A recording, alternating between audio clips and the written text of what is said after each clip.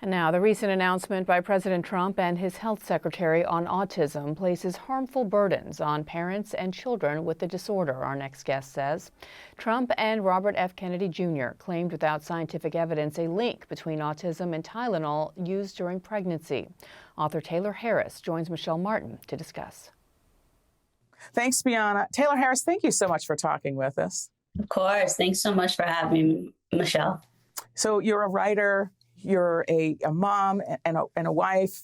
I think you've been in all these literary magazines, but I think many people will know you from your memoir, This Boy We Made, where you kind of chronicle your sort of a search to understand your son's medical condition while also kind of reflecting on how this all plays out with race, with class, with motherhood, and so forth. For people who aren't familiar with your story, could we just start wherever you started? What is it that caused you to understand that there was something about your boy that you didn't understand?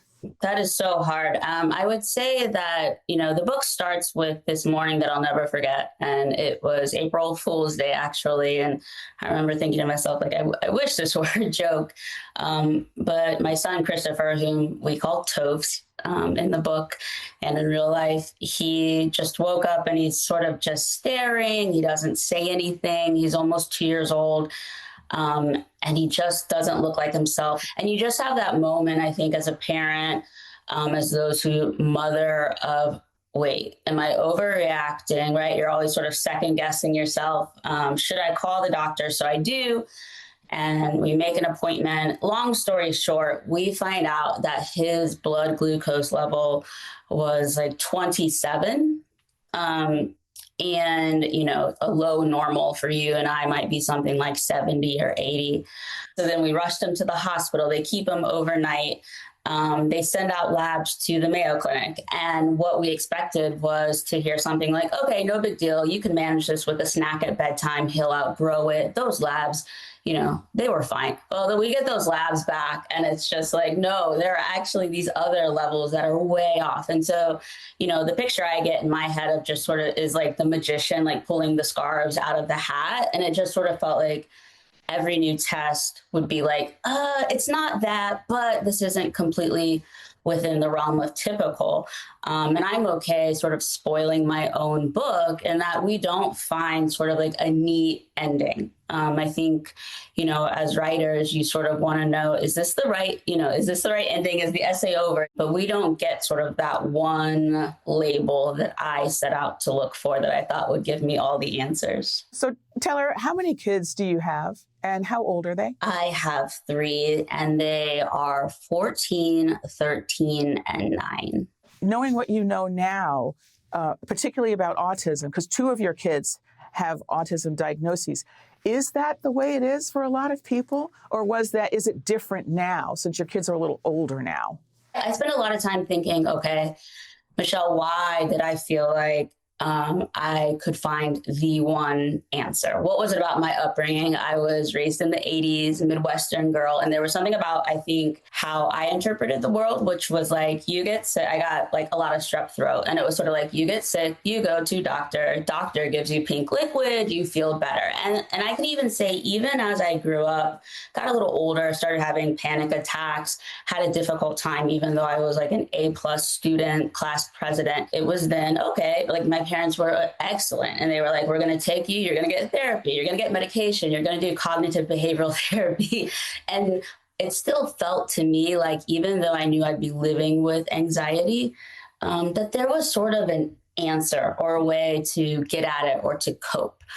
I think some of that is true now, but autism for me has been so different because of how it can look in kids like mine and in myself, right? And so you have kids who are African American, they are high masking, they're going to come into your office. Michelle, if they came to you right now, my daughter, she's a huge fan. She's like, oh my gosh, tell her I love her. And, she's just like this gorgeous kid. She's athletic, right? And so what is actually harder for me with raising autistic kids has been getting others to believe that it's actually really hard sometimes with what they don't see. So I took my daughter to one appointment, and I wasn't asking this doctor for a diagnosis. I was saying, oh, and you should know, sort of, you know, we got this diagnosis of autism recently. And he looked at her and he said, no, you're not autistic. If you're autistic, you wouldn't be able to ask for a glass of water. And I just see her whole face, you know, her face she just shuts down, and she's thinking like, I don't know what to make of this. So that's part of the problem here, is that autism presents in a wide variety of ways. And here's a medical professional who doesn't seem to know that. Right.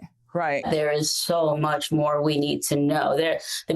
People like me are drawn to social media, for instance, because some of the latest information about what autism can look like is often like anecdotal, right? It's often someone saying like, oh my gosh, all my life I have felt like something was off. And here, now I have this diagnosis, and now I have understanding, and now I can start to figure out how to live in the world. Can you just step back for a second and just as best as you can, how would you describe what autism is? Yes, I would say definitely not like a disease.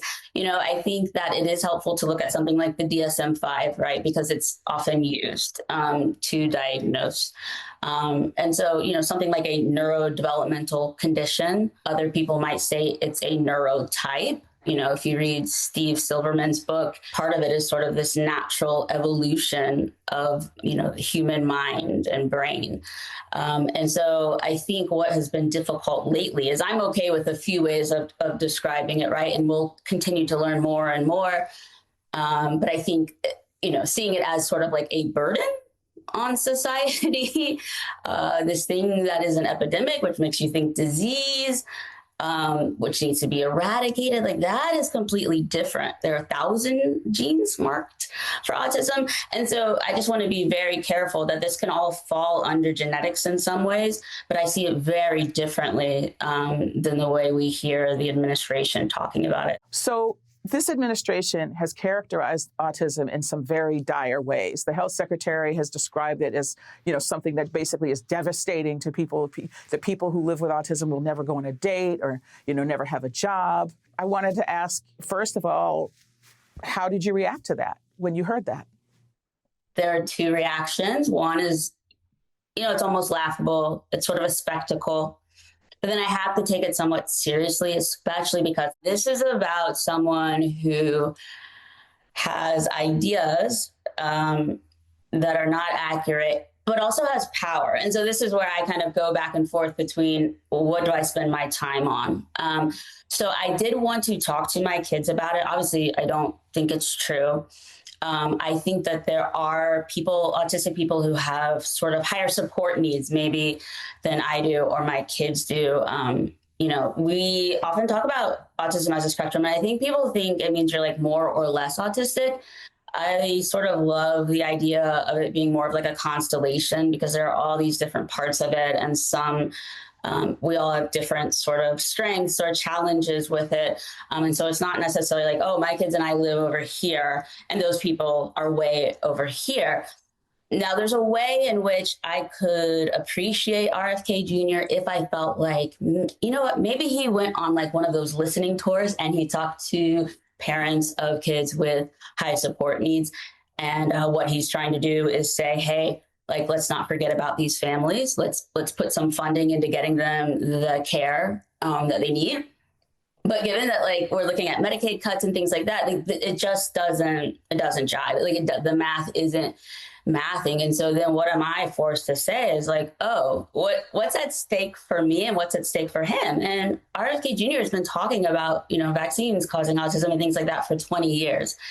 And so is there a place to talk about how hard it can be to be autistic in this world? Absolutely.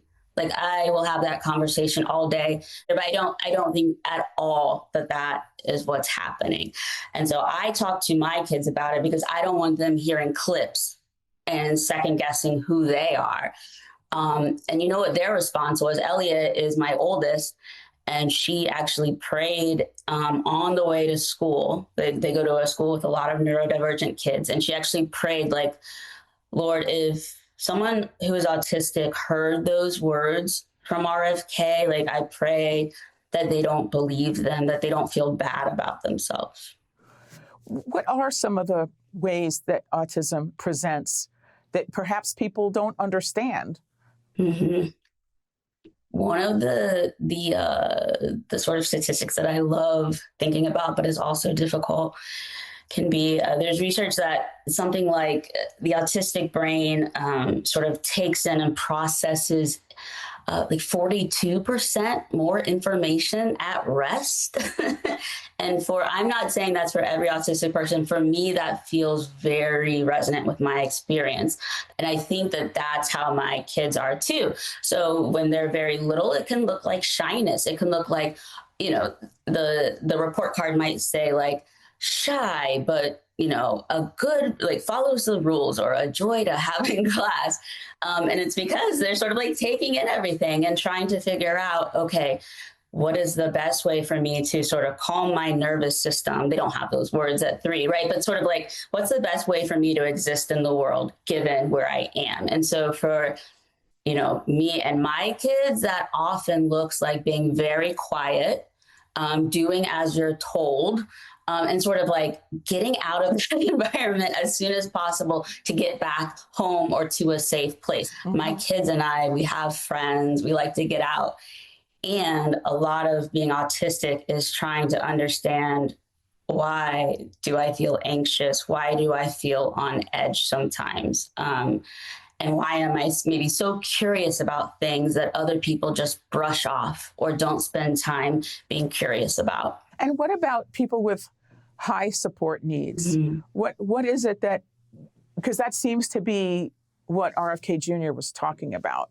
How does that tend to present? Yeah, I don't want to speak too much just because, you know, my kids are high masking, right? And so you can imagine, especially as a Black mom, I worry about my kids being out there and being seen a certain way. And that's where, again, coming back to RFK's words, I think that is hard. So I won't speak for the high support needs, but I can say that my guess is the through line between us would be something like exhaustion, caretaking beyond sort of what you feel capable of, especially if you're like me and you have your own limits, or feeling like there's no book on this. Like I read the baby books, I read this, I read how to raise a healthy teen, like how to have screen time limits. All of those things shift with neurodivergent kids. And there's so much more for us to learn. And so I think that that's why it's hard. Yeah. Like that I feel like we're going to take resources from what could be really helpful to give parents a break if they need it, to get those kids access to education or language, whatever it is. And it's just not, I don't think we're moving in the right direction there.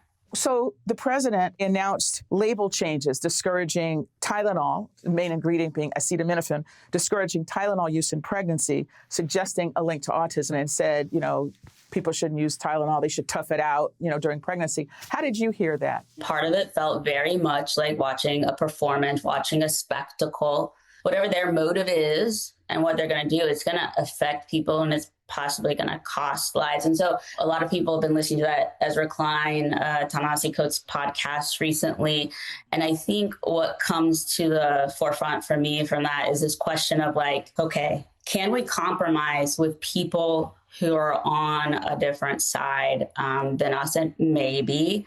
But how far are we willing to move? And I think that, you know, the question Ta-Nehisi is often asking is like, who's bearing the brunt of this? So if Taylor Harris shows up and says, you know, something like, well, I don't actually think Tylenol causes autism. The science doesn't really bear that out. But, you know, I support President Trump because at least, you know, autism is back in the spotlight. I have spent a lot of time thinking, like, can I sort of jump on that part of the very back of the wagon? And I don't think I can. I don't think I can because I don't think that it's helpful. I don't think it's sort of like as long as autism is in the news, I can sign on to that. And I just want to be clear for people who may have just joined our conversation, there is no causal link that has been demonstrated between acetaminophen and autism. So that's clear. There are studies that suggest that something could be considered, but there is no causal link. I want to be very clear about that.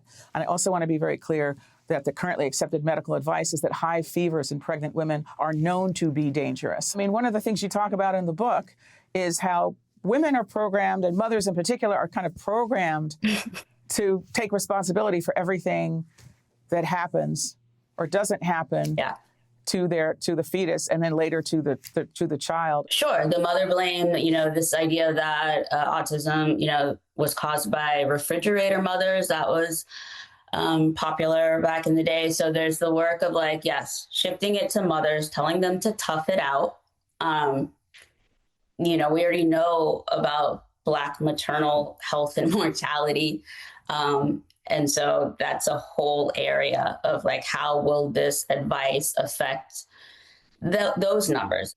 And to me, that's terrifying. And there's something about this effort from the administration that feels like that, both with racism, but also ableism. So it's sort of they're telling us it could be vaccines again. And we showed them how many years ago it wasn't vaccines. And so part of it is the distraction, why seize on autism? I can sort of guess, right? But I think there's so much chaos, there's so much distraction that it's hard to know. It just feels on and on and on. There's one thing I wanted to ask you about. The CDC reported in 2023 that for the first time, Black, Latino, Asian, and American Indian children are being diagnosed with autism at higher rates than white children.